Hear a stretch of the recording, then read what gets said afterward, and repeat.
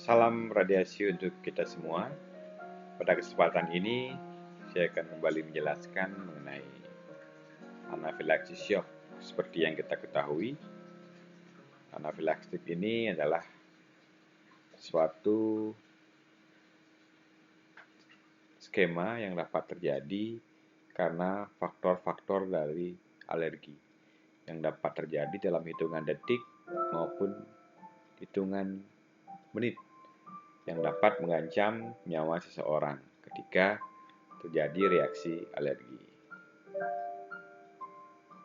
Reaksi ini akan mengakibatkan penurunan tekanan darah secara drastis sehingga aliran darah ke seluruh jaringan tubuh itu terganggu. Itu biasanya yang terjadi pada kasus-kasus alergi. Kita langsung saja mulai masuk ke penjelasannya agar lebih mudah dalam memahaminya apa itu anafilaksis shock di sini dan obat-obat tindakan pencegahan yang dapat dilakukan. Pertama di sini adalah anafilaksis. Di sini merupakan suatu reaksi alergi umum dengan efek pada beberapa sistem organ yang tentunya dapat mengancam nyawa. Reaksi ini dapat terjadi dalam hitungan detik atau menit sejak terpapar alergi. Nah, ini contohnya beberapa ini seperti pada kardiovaskuler, respirasi, kutan dan gastrointestinal yang merupakan reaksi imunologis yang didahului dengan terpaparnya alergen yang sebelumnya sudah tersensitisasi. Nah, kemudian shock anafilaktik di sini adalah reaksi anafilaksis yang disertai hipotensi dengan atau tanpa penurunan kesadaran. Nah, hal-hal semacam ini anafilaktik di sini ketika tidak ditangani dengan baik, nah ini sangat fatal akibatnya. Sehingga di sini kita perlu memahami bagaimana cara kita bertindak ketika mengalami hal-hal shock anafilaktik di sini di tempat kerja. Oke, di sini untuk patofisiologinya adalah alergen. Di sini diikat oleh IgE spesifik, kemudian terjadi pelepasan mediator vasoaktif. Nah, ini untuk patofisiologinya mediator vasoaktif. Di sini ada bradikinin, ada histamin, ada serotonin, dan prostaglandin.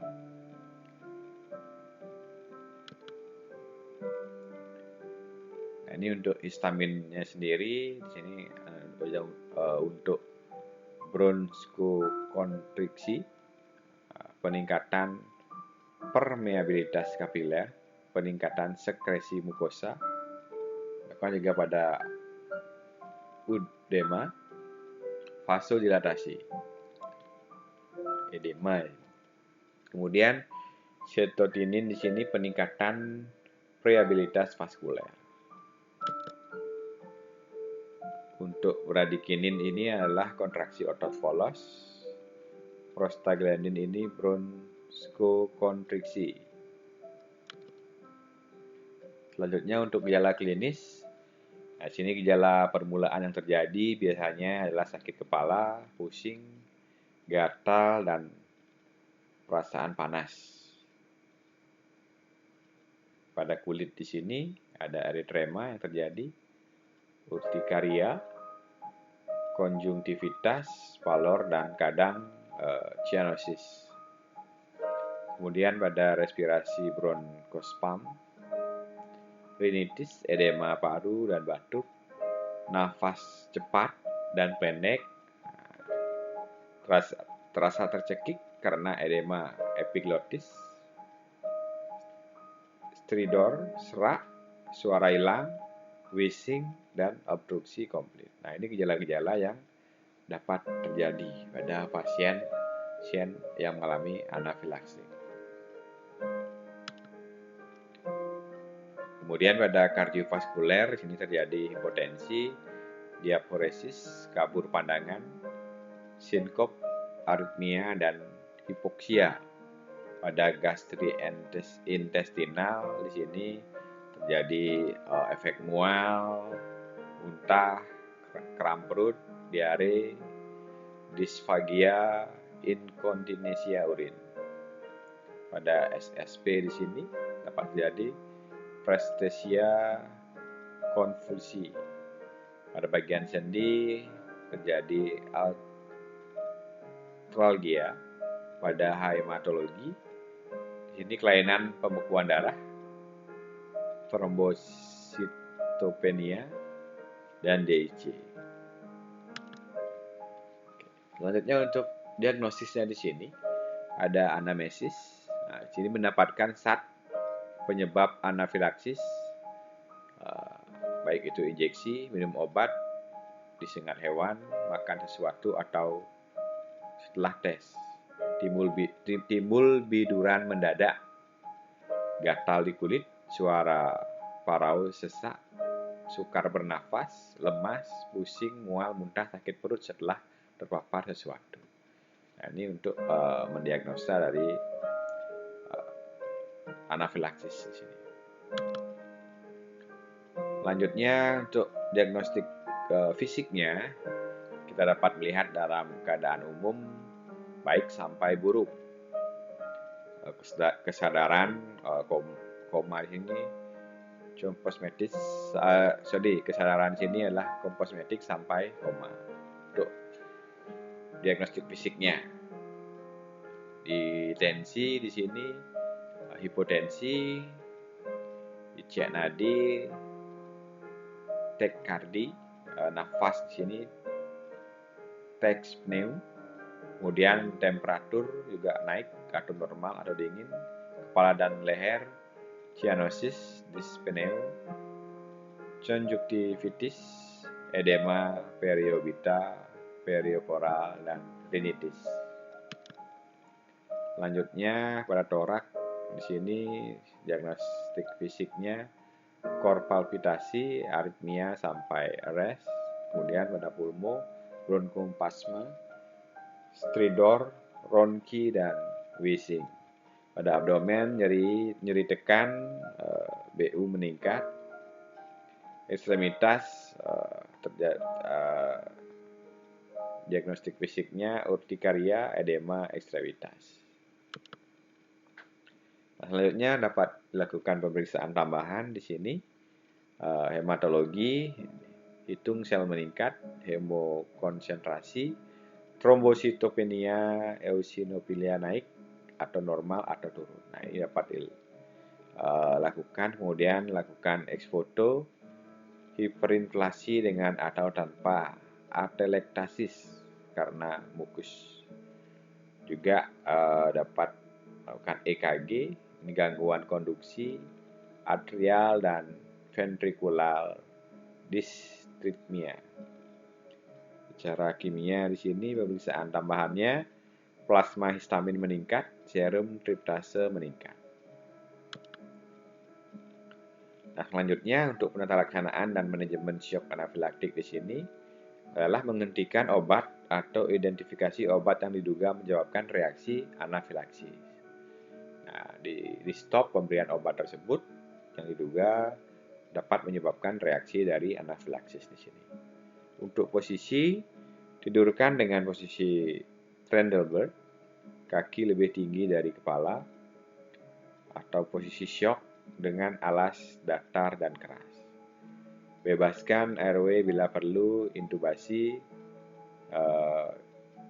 kristotomi sampai tracheostomy.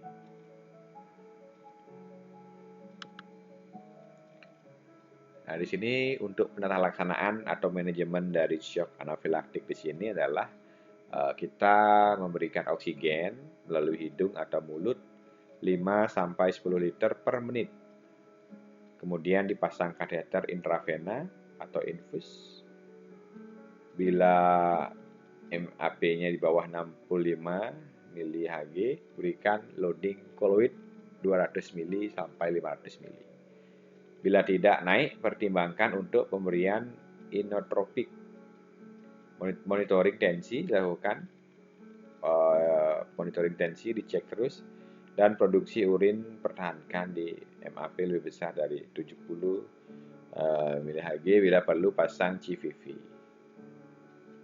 Bila terjadi henti jantung, lakukan basic dan advanced life support.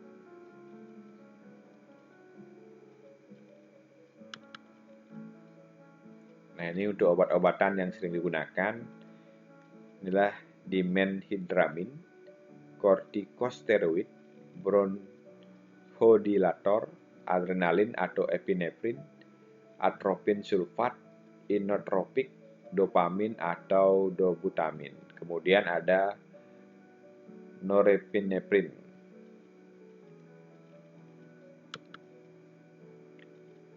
Untuk peralatan yang disediakan, adanya perlu ambubeg,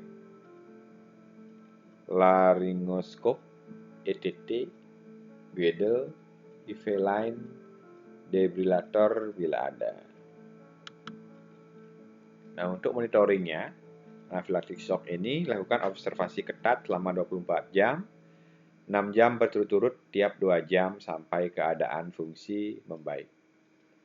Kemudian dari klinisnya, keadaan umum dicek, kesadaran, vital sign, produksi urin dan keluhan. Darah, di sini gas darah dan EKG.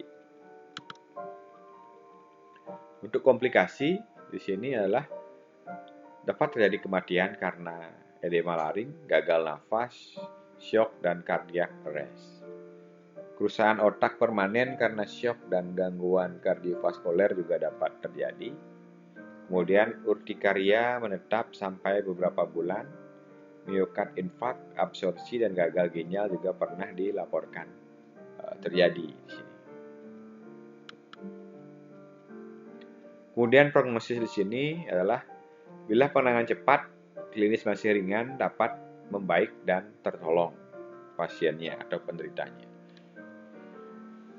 Di sini secara umum kita di radiologi menggunakan obat kontras media.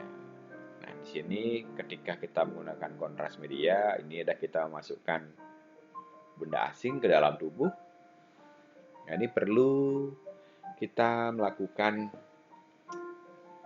perjanjian seperti informed consent, dan ketika tindakan medis pemasukan media kontras itu dilakukan, nah itu wajib dilakukan oleh perawat pada penyuntikan media kontrasnya serta didampingi oleh dokter. Baik itu dokter radiologi jika berkenan atau tidak, minimal dokter umum ada dalam ruangan radiologi ketika pemasukan media kontras. Sehingga hal-hal yang dapat terjadi seperti anafilaktik shock ini dapat diminimalisasikan.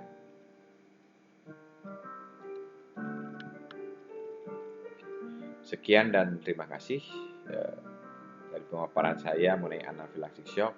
Semoga bermanfaat. Salam radiasi untuk kita semua.